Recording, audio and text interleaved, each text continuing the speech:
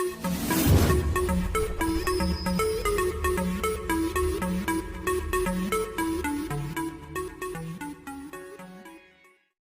Students, एक बार फिर स्वागत है आप सभी का आपके अपने YouTube channel smart study classes पर। तो स्टूडेंट, फिजिक्स का पार्ट सेकंड में मैं आपको पढ़ा रहा हूँ, जिसमें हमारा क्या चल रहा है, ऑप्टिक्स, प्रकाशिकी। ठीक है, ऊपर क्या चल रहा है हमारा, प्रकाशिकी, जिसको इंग्लिश में क्या कहते हैं स्टूडेंट, ऑप्टिक्स। इससे पहले भी मैं आपको ऑप्टिक्स का एक लेक्चर प्रोवाइड कर चुका हूँ, जिसमें मैंने आपको ऑप्टिक्स का बेसिक बताया था। अगर आपने इस वीडियो को नहीं देखा है तो देख लीजिए। तो स्टूडेंट देखो, अगर आपकी मैं एनसीईआरटी बुक की बात करूं, आपकी एनसीईआरटी बुक में जो ऑप्टिक्स का पहला लेसन है स्टूडेंट, वो है किरण प्रकाशिकी एवं प्रकाशिक यंत्र। किरण प्रकाशिकी तथा प्रकाशिक यंत्र तथा प्रकाशिकी यंत्र। ठीक है, ये आपकी एनसीईआरटी बुक का पहला लेसन है। तो स्टूडेंट, अगर हम पूरा का पूरा ये लेसन पढ़ते हैं तो स्टूडेंट इस एक लेसन को पढ़ने में बहुत ज़्यादा टाइम चला जाएगा, और न्यूमेरिकल्स जब मैं कराऊंगा तो उन न्यूमेरिकल्स को करने में भी बहुत ज़्यादा टाइम जाने वाला है।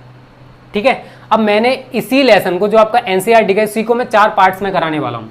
सबसे पहले प्रकाश का परावर्तन तथा गोलीय दर्पण, प्रकाश का परावर्तन तथा गोलीय दर्पण, ये पढ़ाऊंगा। उसके बाद में पढ़ाऊंगा अवतल पृष्ठों पर, गोलीय पृष्ठों पर अपवर्तन, गोलीय पृष्ठों पर अपवर्तन, जिसमें लेंसेज के बारे में बताने वाला हूँ। पहले लेसन में मैं दर्पण पढ़ाऊंगा, दूसरे में मैं आपको लेंस पढ़ाऊंगा, तीसरा है स्टूडेंट प्रिज्म वाला, और चौथा मैं आपको पढ़ाऊंगा स्टूडेंट प्रकाशिक यंत्र, सूक्ष्मदर्शी, दूरदर्शी, ये सभी में प्रकाशिक यंत्र में पढ़ाने वाला हूँ। ठीक है, तो जो आपका एनसीईआरटी का पहला लेसन है वो मैं आपको 4 चैप्टर्स में कराऊंगा। ठीक है, टेंशन ना लो, आपको एनसीईआरटी बुक में जितने भी न्यूमेरिकल्स हैं ना, वो सारे के सारे मैं कराने वाला हूँ। अपनी तरफ से भी न्यूमेरिकल्स कराऊंगा, जो भी इंपॉर्टेंट है, जो भी बोर्ड एग्जाम्स में आ सकते हैं, और आपकी एनसीईआरटी बुक के न्यूमेरिकल्स भी कराए जाएंगे। देखो, थ्योरी में बेटा कोई चेंज नहीं होता है, हो सकता है कि न्यूमेरिकल्स उसके अलग हो और मैं जो कराऊँ वो अलग हो, तो मैं आपको एनसीईआरटी बुक के न्यूमेरिकल्स भी कराऊंगा जैसे हमारा चैप्टर खत्म होगा एनसीईआरटी, और जो मैं कराने वाला हूँ वो न्यूमेरिकल्स साथ के साथ कराऊंगा। तो ये जो किरण प्रकाशिकी वाला चैप्टर है, ये मैं आपको 4 पार्ट्स में कराने वाला हूँ। ओके, तो इससे पहले वाला जो लेसन था उसमें मैंने क्या पढ़ाया था, लेक्चर था, उसमें क्या पढ़ाया था आपको, केवल ऑप्टिक्स का थोड़ा सा बेसिक बताया था।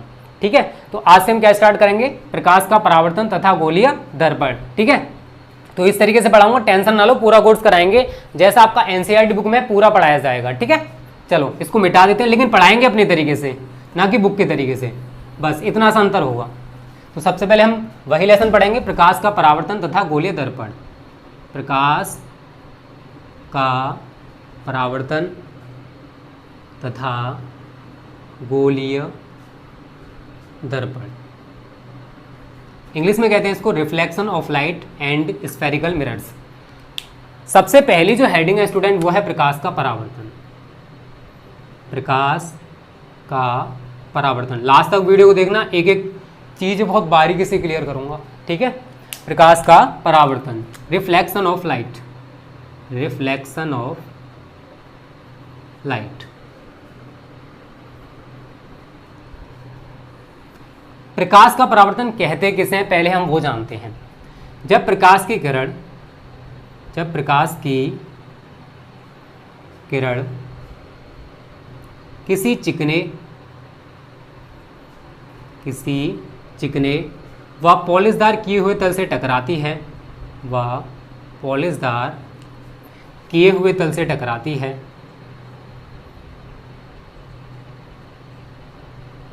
तल से टकराती है, तो वह वापस उसी माध्यम में, तो वह वापस उसी माध्यम में लौट जाती है, लौट जाती है। यह घटना प्रकाश का परावर्तन कहलाती है, प्रकाश का परावर्तन कहलाती है। ठीक है, अब इसका मतलब क्या है ये जान लो। देखो, मैं यहाँ पर डायग्राम के द्वारा इसे पूरा समझाऊंगा, टेंशन ना लो, सब कुछ आपको बहुत बारीकी से क्लियर कराया जाएगा। ठीक है, यहाँ पर देख लो डायग्राम को, ये कोई पॉलिशदार किया हुआ सरफेस है। क्या है स्टूडेंट? कोई पॉलिशदार किया हुआ सरफेस, हमने जिसके एक सिरे पर पॉलिश कर दी है और दूसरा सिरा इसका परावर्तक बना दिया है। ठीक है, इसका नाम मैं दे दे रहा हूँ जेड जेड डैश। क्या है? Z Z dash. अगर यहाँ तो क्लियर ना दिखाई दे रहा हो तो कोई दिक्कत नहीं, ये जेड डैश बना हुआ है। अब हम क्या करेंगे, इस पर एक प्रकाश की किरण डालेंगे। ये प्रकाश की किरण है जो यहाँ पर टकराएगी। ठीक है, ये क्या है स्टूडेंट? कोई प्रकाश की किरण, जिसको हम क्या कहते हैं? आपतित किरण। तो ये क्या है? हमारी आपतित किरण। इसको नाम दे दो आप पी क्यू। क्या नाम दे दिया हमने इसको? P Q. जहां पर ये टकराएगी वहां पर हम एक लंब डाल देंगे। जहां ये टकरा रही है वहां पर क्या डाला जाएगा स्टूडेंट? एक लंब। इस तरीके से हमने एक लंब डाल दिया जहां पर ये टकराएगी। यहाँ पर टकरा रही थी तो हमने यहाँ पर एक लंब डाल दिया है, ये इस तरीके से। इसको हम क्या बोलेंगे? आपतन बिंदु पर अभिलंब। क्या बोलेंगे स्टूडेंट? आपतन बिंदु पर अभिलंब। उसके बाद क्या होगा? ये किरण आई, यहाँ टकराई और टकराने के बाद ये वापस उसी माध्यम में लौट जाएगी जिस माध्यम में आई थी। तो इस तरीके से आप इसको दिखा दोगे। ठीक है, थोड़ा सा टेढ़ा हो गया, कोई दिक्कत नहीं है। लो, ये क्या है स्टूडेंट? ये है हमारी परावर्तित किरण। ये क्या है? परावर्तित किरण, जिसको हमने नाम दे दिया पी क्यू आर, नाम दे दो इसको। तो स्टूडेंट हुआ क्या, हमने पी क्यू किरण को इस जो पृष्ठ दिखाई दे रहा है ना, परावर्तक पृष्ठ, इस पर डाला। तो हमने क्या देखा कि ये किरण जैसे आई थी वैसे ही उस माध्यम में लौट गई। जिस माध्यम में आई थी उसी माध्यम वापस लौट रही है। जिस कोण पर ये टकराई थी, जिस कोण पर ये आई है, तो अभिलंब के साथ जो कोण बनेगा, ये वाला जो दिखाई दे रहा है ना आपको, इसको आई नाम देंगे। ये क्या है स्टूडेंट? आपतन कोण। क्या है ये? आपतन कोण। तो आपतित किरण जिस कोण पर टकराएगी, देखो जिस कोण पर आई कोण पर टकरा रही है तो इसको क्या बोला जाएगा? आपतन कोण। ये क्या है हमारा? क्यू क्या है? आपतन बिंदु पर अभिलंब। ये पूरी किरण दिखाई दे रही है, क्या है ये? आपतन बिंदु पर अभिलंब। उसके बाद क्या हुआ? ये किरण इसी तरह से लौट गई, जिस माध्यम में आई थी उसी माध्यम में लौट रही है। जितने कोण पर ये लौटी है उसको बोलते हैं स्टूडेंट परावर्तन कोण। तो यहां पर आप ये दिखाओगे, ये है हमारा आर। क्या है ये? आर। तो इस तरीके से एक छोटा सा प्यारा सा डायग्राम हम बना लेंगे। तो मैंने यहां पर यही बोला डेफिनेशन में, देखो क्या बोला है, जब प्रकाश की किरण किसी चिकने, ये कोई चिकना सरफेस है और पॉलिशदार किया हुआ तल है, किसी चिकने व पॉलिशदार किए हुए तल से टकराती है तो वह वापस उसी माध्यम में लौट जाती है। देखो इस तरीके से आई थी, उसी माध्यम में लौट गई। ये हमारा माध्यम 1 होगा, ये माध्यम 2 होगा। क्या किरण नीचे की तरफ आई? नहीं आई ना, जैसी आई थी वैसे ही लौट गई। तो यही डेफिनेशन है प्रकाश के परावर्तन की, कि जब प्रकाश की किरण किसी चिकने व पॉलिशदार किए हुए तल से टकराती है तो वह वापस उसी माध्यम में लौट जाती है। इस घटना को हम क्या कहते हैं? प्रकाश का परावर्तन। ठीक है, अब मैं यहाँ पर सभी के नाम लिख दे रहा हूँ स्टूडेंट। पी क्यू हमारी यहाँ पर क्या है? आपतित किरण है। क्या है? आपतित किरण। अब देखो अभिलंब के साथ और आपतित किरण, अभिलंब के साथ जो कोण बना है उसको नाम कहते हैं आपतन कोण। उसका लिख लो, क्यू क्या है? आपतन बिंदु। क्या है? आपतन बिंदु। उसके बाद क्यू आर क्या है? परावर्तित किरण। परावर्तित किरण। कोण आई क्या है? आपतन कोण। क्या है? आपतन कोण। कोण आर क्या है? परावर्तन कोण। परावर्तन कोण। ठीक है, तो ये स्टूडेंट हमारा प्रकाश का परावर्तन कंप्लीट हो गया। किसे कहते हैं? वो सारा का सारा यहाँ जेड जेड डैश भी लिख लो। क्या है जेड जेड डैश? परावर्तक पृष्ठ है। परावर्तक पृष्ठ। तो अगर आपसे कोई पूछता है कि प्रकाश का परावर्तन किसे कहते हो तो आप आसानी से बता सकते हो कि जब प्रकाश की किरण किसी चिकने व पॉलिशदार किए हुए तल से टकराती है तो वह वापस उसी माध्यम में लौट जाती है, और इसी घटना को हम प्रकाश का परावर्तन कहते हैं। जैसे यहाँ पर आपको डायग्राम दिखाई दे रहा है, पी क्यू किरण आई थी, ये कोई परावर्तक पृष्ठ है, इसे टकराई और वापस उसी माध्यम में लौट गई। तो जितने कोण पर ये आ रही थी उसको आपतन कोण कहते हैं, जिस कोण से वापस जाएगी उसको हम परावर्तन कोण कहते हैं। और क्यू आर हमारी यहाँ पर क्या है? परावर्तित किरण है। उम्मीद करता हूँ यहाँ तक आपको सब कुछ क्लियर हो गया होगा। उसके बाद देखो स्टूडेंट, परावर्तन के कुछ नियम हैं। तो प्रकाश के परावर्तन के कितने नियम हैं वो मैं आपको बताने वाला हूँ। प्रकाश के परावर्तन के नियम, ठीक है, ये हेडिंग डाल लेना। तो स्टूडेंट प्रकाश के परावर्तन के 2 नियम हैं। पहला नियम क्या कहता है? आपतित किरण कॉमा परावर्तित किरण तथा आपतन बिंदु पर अभिलंब, आपतन बिंदु पर अभिलंब तीनों एक ही तल में होते हैं, तीनों एक ही तल में होते हैं। पहला पॉइंट तो ये हो जाएगा। दूसरा स्टूडेंट, परावर्तन कोण सदैव, परावर्तन कोण क्या है, कोण आर है, सदैव आपतन कोण के बराबर होता है, सदैव आपतन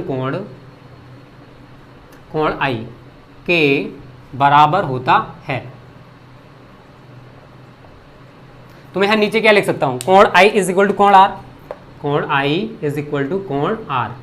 तो ये दो प्रकाश के परावर्तन के नियम हैं। अब देखो मैं समझाता हूँ। ये आपतित किरण है, ये परावर्तित किरण है और ये आपतन बिंदु पर अभिलंब है। तीनों देखो मैंने यहाँ पर दिखाए तो बोर्ड के तल में हो गए। क्या ऐसा है कि एक किरण ऐसे आएगी और एक ऊपर की ओर चली जाएगी? नहीं ना, जिस तल में आई थी उसी में वापस लौट गई। तो हम कह सकते हैं कि आपतित किरण, परावर्तित किरण और आपतन बिंदु पर अभिलंब तीनों एक ही सरफेस में है, एक ही तल में है। मैंने यहाँ बोर्ड पर दिखाया है तो क्या हो गया, ये बोर्ड के तल में हो गया। आप कागज पे बनाओगे तो कागज के तल में हो जाएगा, यही तो होने वाला है ना। तो आपतित किरण, परावर्तित किरण और आपतन बिंदु पर अभिलंब तीनों एक ही प्लेन में होते हैं, एक ही तल में होते हैं।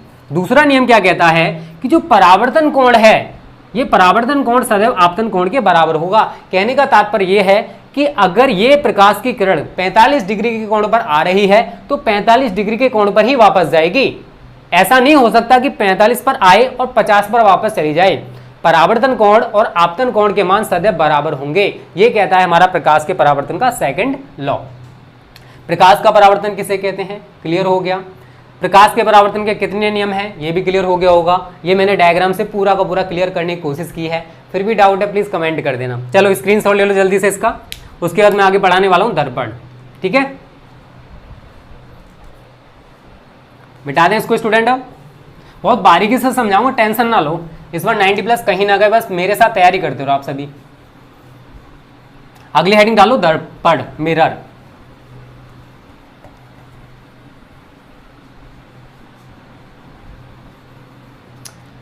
सबसे पहले जानते हैं कि मिरर किसे कहते हैं। हेडिंग डाल लो पहले दर्पण, दर्पण इंग्लिश में क्या कहते हैं इसको, मिरर।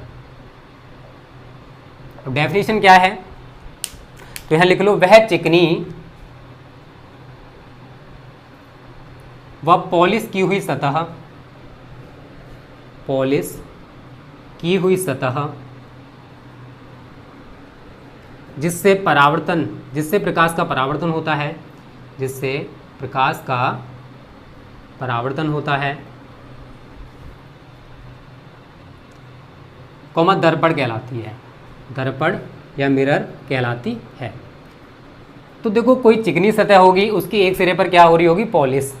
तो वह चिकनी व पॉलिश की हुई सतह जिससे प्रकाश का क्या होता है स्टूडेंट, परावर्तन होता है, उसको हम क्या कहते हैं, मिरर्स कहते हैं। अगर हम बात करें दर्पण कितने प्रकार के होते हैं, तो स्टूडेंट देखो दर्पण 2 प्रकार के होते हैं, शायद आपने पढ़ा भी होगा। दर्पण कितने प्रकार के होते हैं, 2 प्रकार के। नंबर 1 होते हैं समतल दर्पण और नंबर 2 होते हैं गोलीय दर्पण, गोलीय दर्पण। ठीक है, सबसे पहले हम पढ़ेंगे स्टूडेंट समतल दर्पण के बाद। थोड़ा सा मैं आपको पढ़ा दूं समतल दर्पण क्या होते हैं। समतल दर्पण, प्लेन मिरर्स, प्लेन मिरर्स। वह गोलीय दर्पण, वह दर्पण, सॉरी नॉट अ गोलीय दर्पण, वह दर्पण जिसका परावर्तक पृष्ठ, जिसका परावर्तक पृष्ठ समतल होता है, समतल होता है, समतल दर्पण कहलाते हैं, समतल दर्पण कहलाते हैं। अब देखो इसका मतलब क्या है, हमें मतलब जानने से मतलब है स्टूडेंट। देखो ये क्या है, इस तरीके से कोई कांच की समतल प्लेट मान लो, इसके एक सिरे पर हमने क्या कर दी, पॉलिश कर दी, तो इसका दूसरा सिरा ये कैसा हो जाएगा स्टूडेंट, ये क्या होगा, परावर्तक तल होगा। तो यहाँ लिख सकते हो पॉलिश किया हुआ तल, ये क्या है, पॉलिश किया हुआ तल, पॉलिश किया हुआ तल। और ये क्या हमारा परावर्तक तल है, परावर्तक तल। सेम गोलीय दर्पण की डेफिनेशन है, बट दोनों में थोड़ा सा अंतर है। जो हमारे समतल दर्पण होते हैं स्टूडेंट, वह दर्पण जिसका परावर्तक पृष्ठ कैसा है, समतल है, तो उनको हम क्या कहेंगे, समतल दर्पण। लेकिन अगर वक्रित होगा, वक्रित का मतलब यहां तो थोड़ा सा कर्व लेके, ना कि समतल, तो यहां लिखोगे वह दर्पण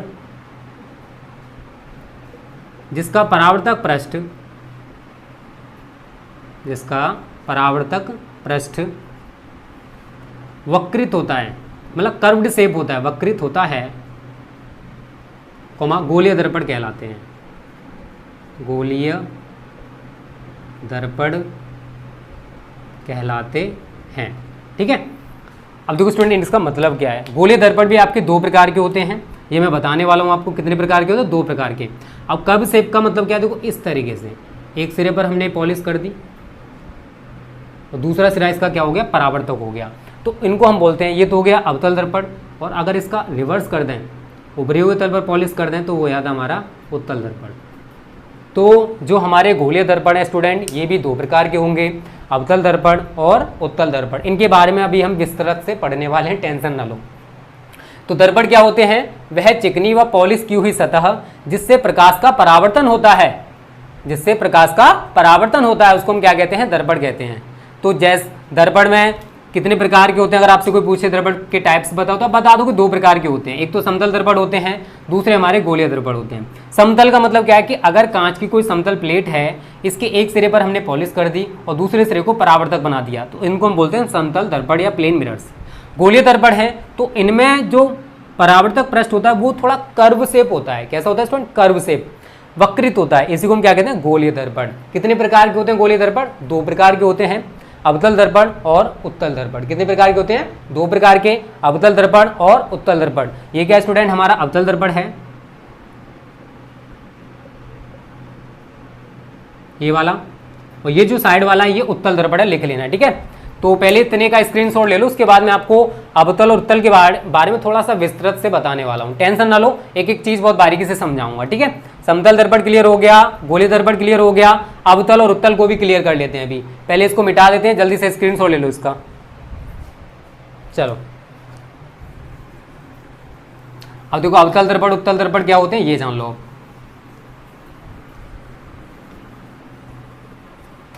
पहले हम पढ़ेंगे अवतल दर्पण, नंबर 1 डाल लो, अवतल दर्पण। अवतल दर्पण, कॉनकेव मिरर। यहां पे पढ़ोगे वह गोलीय दर्पण जिसमें परावर्तन, वह गोलीय दर्पण जिसमें परावर्तन दबे हुए तल से होता है, दबे हुए तल से होता है,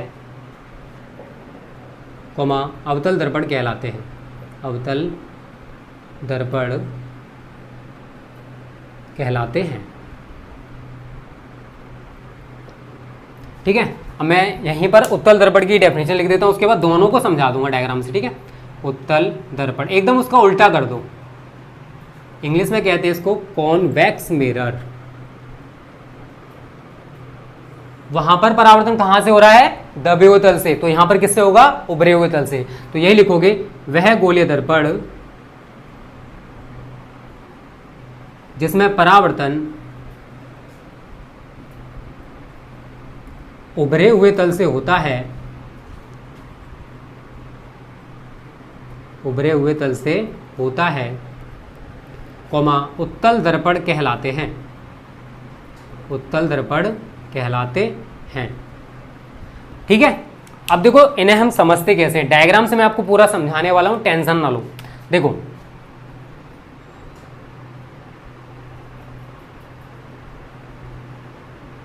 यहां से मैं गोलीय दर्पणों से संबंधित कुछ परिभाषाएं भी बताने वाला हूं। ठीक है, तो एक ही डायग्राम में हम सब कुछ क्लियर कर लेंगे।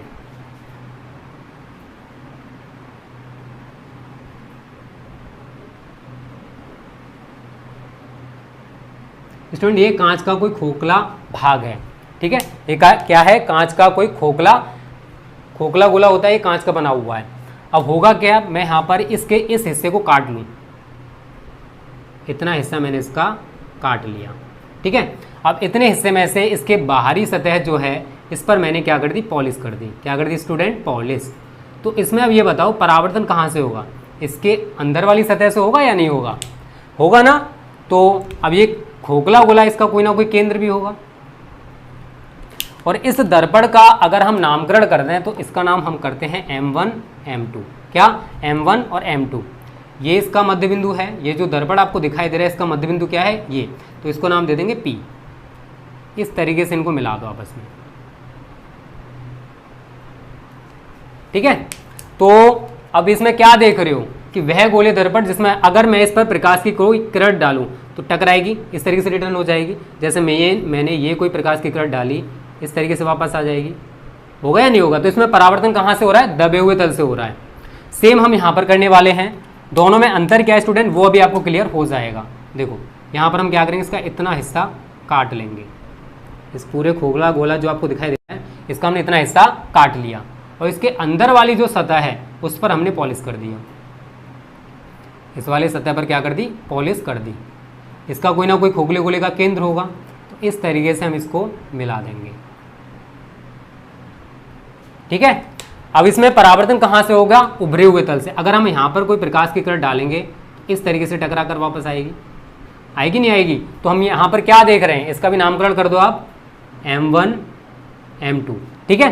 तो इन दोनों में आप क्या देख रहे हो कि अगर अवतल दर्पण है तो ये तो क्या है स्टूडेंट, अवतल दर्पण हो जाएगा आपका,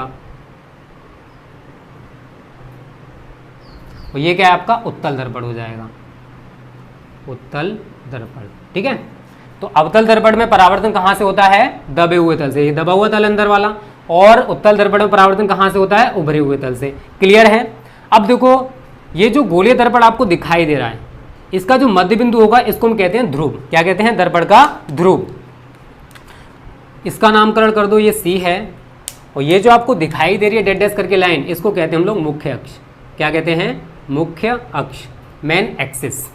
सेम यहाँ पर ये क्या है इसका C, और ये क्या है इसका P, और ये क्या है मुख्य अक्ष, मुख्य अक्ष, ठीक है। M1 M2 क्या हो जाएगा हमारा, गोलीय दर्पण। उम्मीद करता हूँ ये डायग्राम तो आपको क्लियर हो रहा होगा। अब मैं देखो गोलीय दर्पणों से संबंधित कुछ परिभाषाएं आपको बता देता हूँ। गोलीय, अगली हेडिंग डाल लेना आप सभी, गोलीय दर्पणों से संबंधित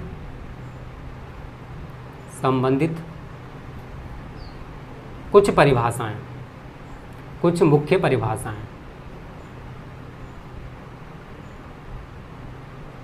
ठीक है। ये हेडिंग डाल लेना, few definitions regarding to spherical mirrors.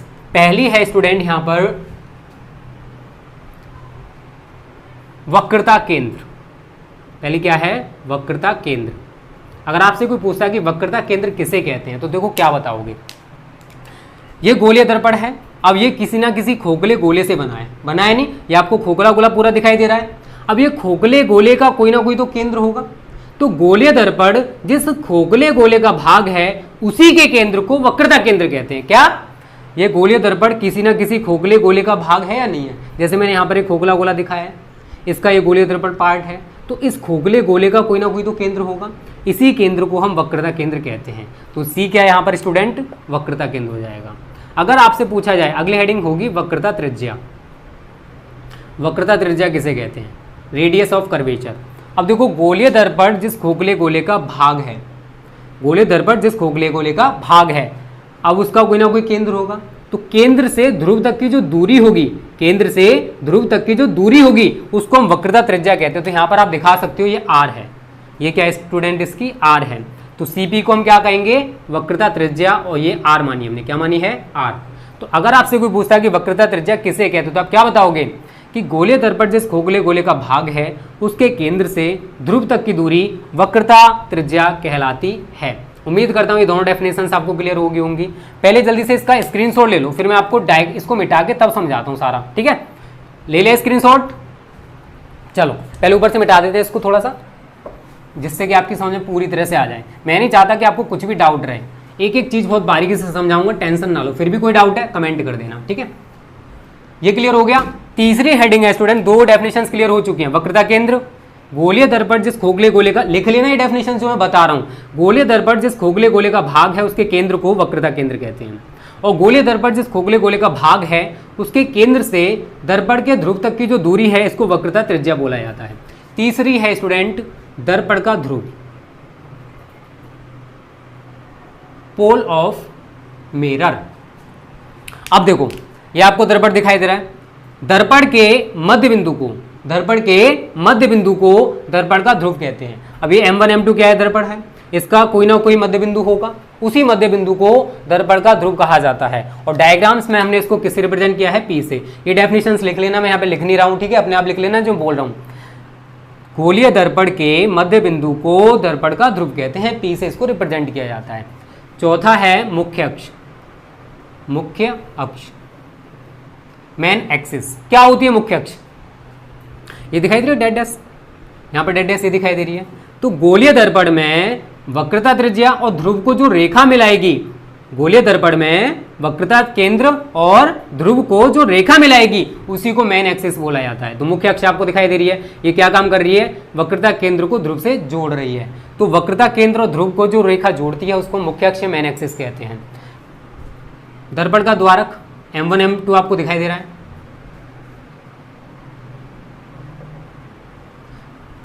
M1 M2। तो हम क्या कह सकते हैं कि जो हमारा दर्पण है, दर्पण के व्यास को दर्पण का द्वारक कहा जाता है। दर्पण का व्यास क्या है, M1 M2 पूरा का पूरा व्यास होगा ना, तो दर्पण के व्यास को दर्पण का द्वारक कहा जाता है। तो M1 M2 क्या है स्टूडेंट, दर्पण का द्वारक है। क्या है, दर्पण का द्वारक। उम्मीद करता हूँ ये सब कुछ क्लियर हो रहा होगा, ठीक है। तो यहाँ तक स्टूडेंट जल्दी से स्क्रीनशॉट ले लो, डेफिनेशंस बहुत ईजी हैं, आपको इसी से सारी की सारी बनानी पड़ेंगी।